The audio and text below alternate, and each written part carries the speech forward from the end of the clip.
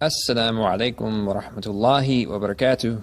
May the peace, blessings, and mercy of God be upon you all. Today we have with us Brother Ty Carter. Brother Ty Carter has been Muslim for a little over 3 years now. And he's going to tell us a little bit about what sparked his initial interest in Islam. So Ty, tell us a little bit about that.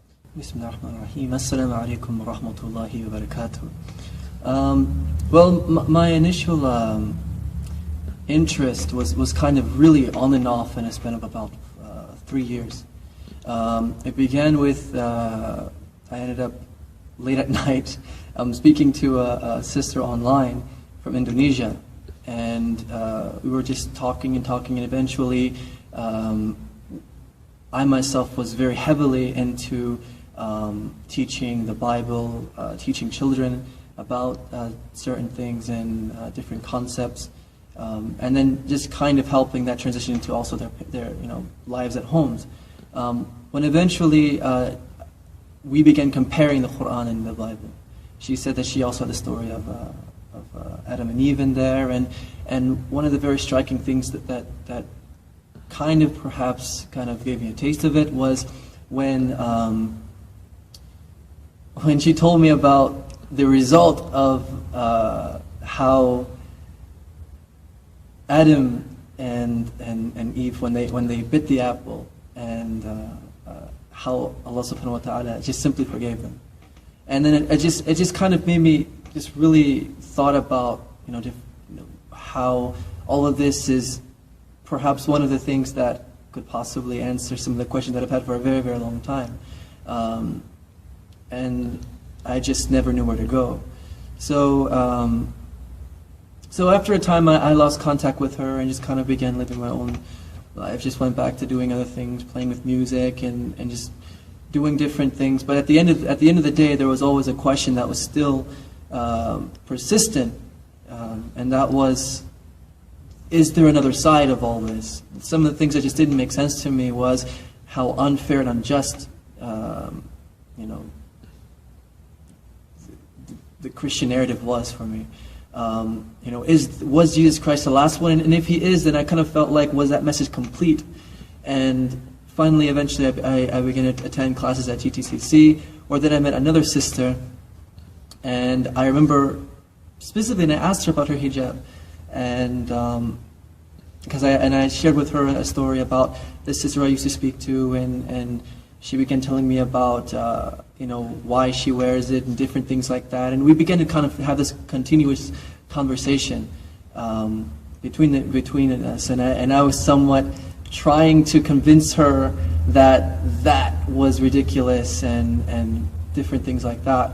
But then little by little, I think I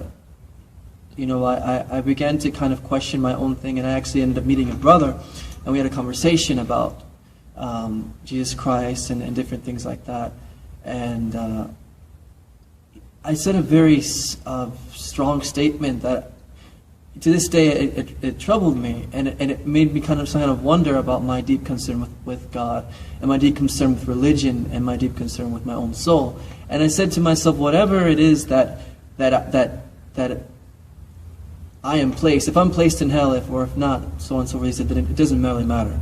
I said this, and I said I deserve it, and I said whatever is the truth, and I was kind of arrogant about it. And eventually, that same sister brought back some material from a tour that was being taken place called Meet Your Muslim Neighbor, and that's when I kind of began to read the Quran more often. I spent nights, I spent days, and little by little, I found it to really put everything into perspective for me.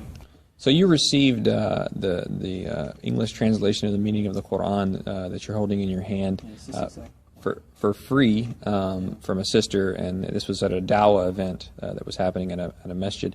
So just briefly, what part did that play in your journey to Islam, having free access to the translation of the Quran to read? Well, for the most part, again, I didn't really know much about the Quran. I did know that it was in Arabic. But naturally, if it is a world religion, then it only made sense that it would be accessible to the public and those who would be curious about it. And at first, I was only looking at things online, just kind of reading some small stuff here and there. But eventually, when I began reading the Quran itself, the very first thing that I began reading about was Surah Al-Baqarah. And obviously, in the beginning, Allah subhanahu wa ta'ala begins to talk about how faith and guidance works, and what kind of examples there are out there. The people who Allah may find guidance just for a moment, and then it's snatched away from them.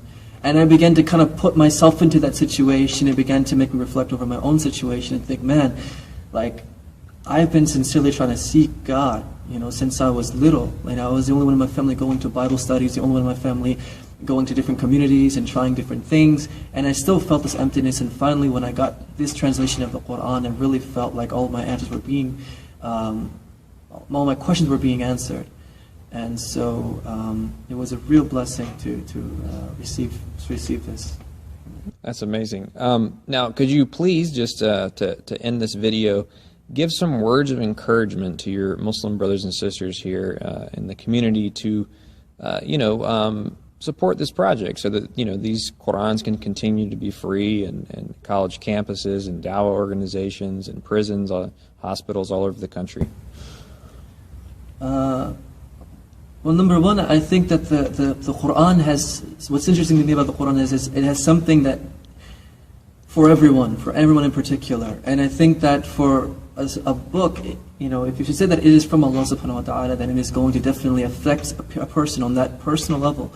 And I think by not supporting it, you're definitely taking that away from those out there who are really in need of it.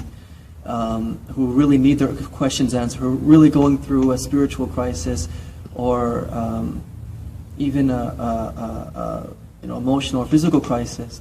They need that, and I think the Quran is definitely a hope and a mercy to those in need of it. So please definitely support it. Brother Ty, thank you very much. May God Almighty continue to increase you in faith and take your soul as a believing Muslim.